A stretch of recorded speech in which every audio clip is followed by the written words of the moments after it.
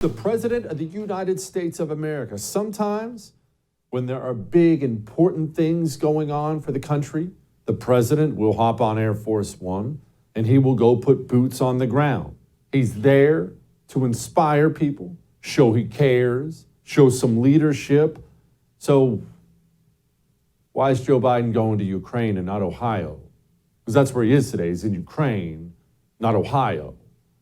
Ohio, where a town of poor people have been decimated. God only knows what the final medical fallout's going to be, but the water sure doesn't look good. Hey guys, so I'm here at Leslie Run, and there's dead worms and dead fish all throughout this water.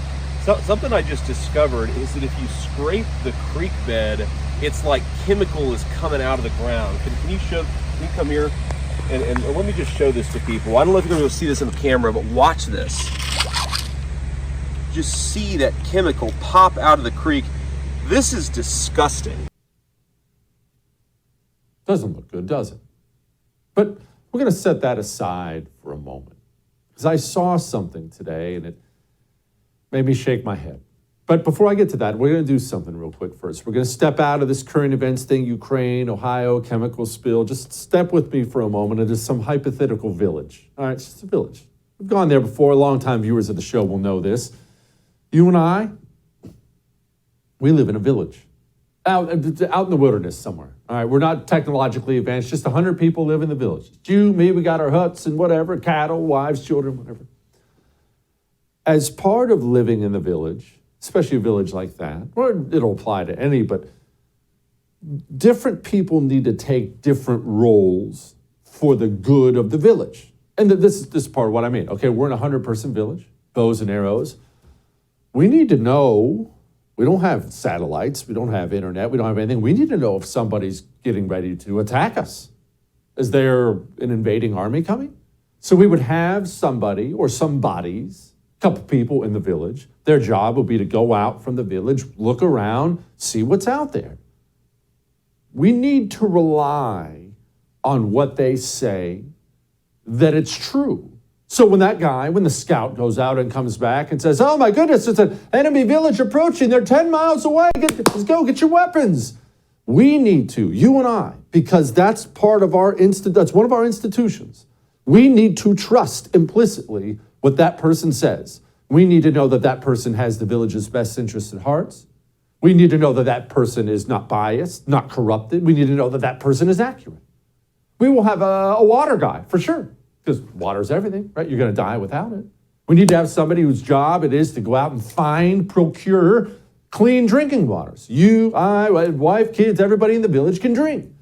So when drinking water guy, when that institution steps up in front of the village and says, good news, found a clean spring, disease-free, been testing it for a while, this spring is good to go, feed it to yourself, your kids, your cattle, your everything else, that is something we have to trust. We live in a village. We don't have time. We don't have the necessary expertise. When water guy comes and says, this water's clean, this water's dirty, if we're going to keep running as a village, we have to trust what that guy says is true. Otherwise, it's calamity. Otherwise, I drink the water and it turns out it's bad. I'm going to get sick. Otherwise, I don't drink the water. Now I don't. And now you see what I mean? Institutions, as much as individuals, as a country of individuals as we are, institutions are a critical part of what makes any society, from a teeny tiny village to a gigantic nation of 300 million people. You must trust your institutions. And this, I want to focus on this. This is why, from the very, very, very beginning of Trump's presidency, this is why, if you've been watching this show for a while, you saw me screaming over and over and over again, not about Trump, about the institutions. When we were finding out about the corruption at the FBI, when things like COVID hit, and we found out the FDA completely bought and paid for. They've been caught on camera at this point in time saying, oh no, we essentially just take payments from these food companies, drug companies. We basically just take payments to approve whatever. The Center for Disease Control now getting involved in racism and equity. We have watched, you and I, years now of institutions losing our trust over and over and over again. FBI, it doesn't matter which institution it is. Our medical institutions in this country completely have lost my trust.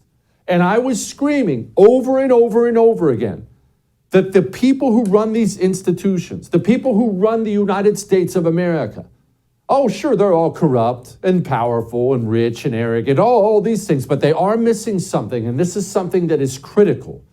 They only stay in power as long as there is some level of trust in them from the citizens.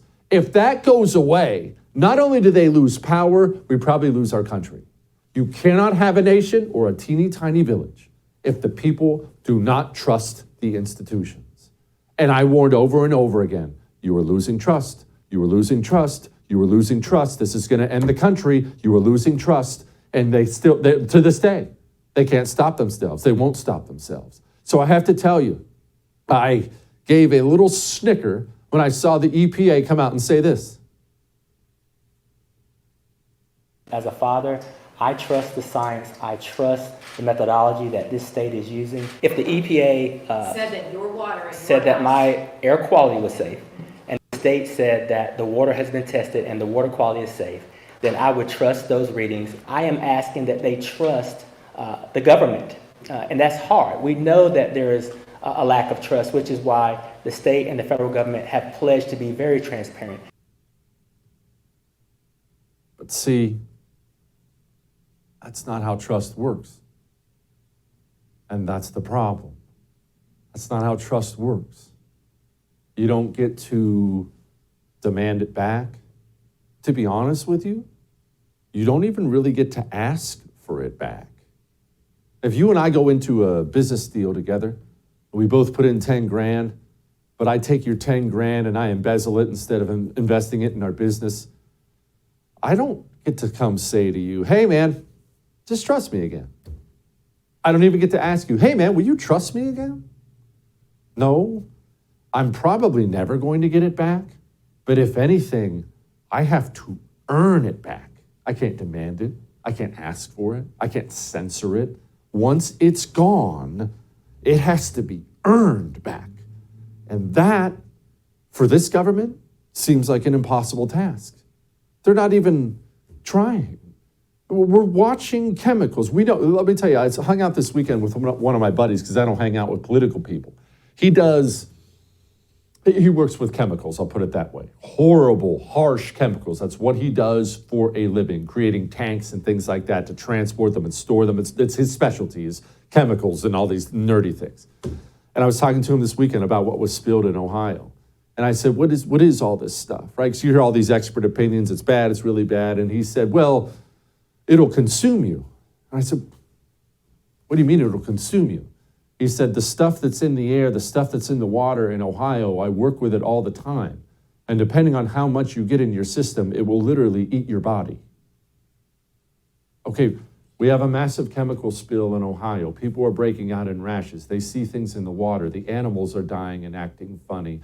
And instead, the Secretary of Transportation is acting like it's just no biggie.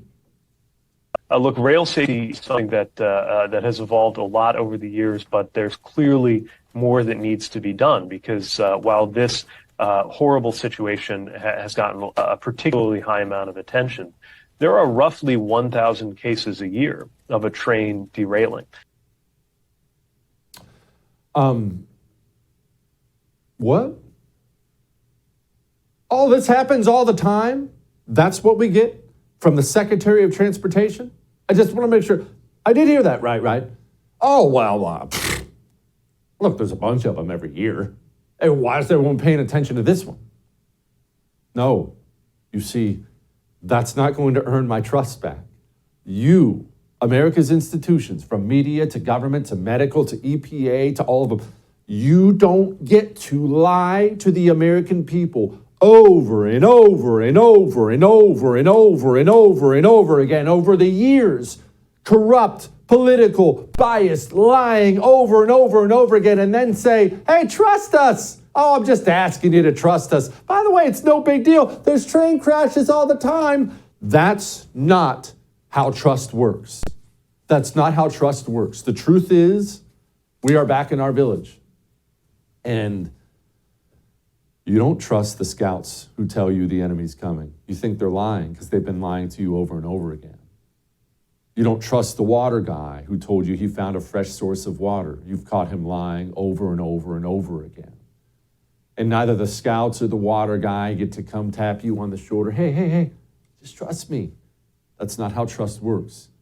The truth is our village, because everyone thinks like you now, they've all been lied to, or at least a huge percentage of them do. The truth is our village is not going to be a village for very much longer unless the institutions in that village try to earn our trust back.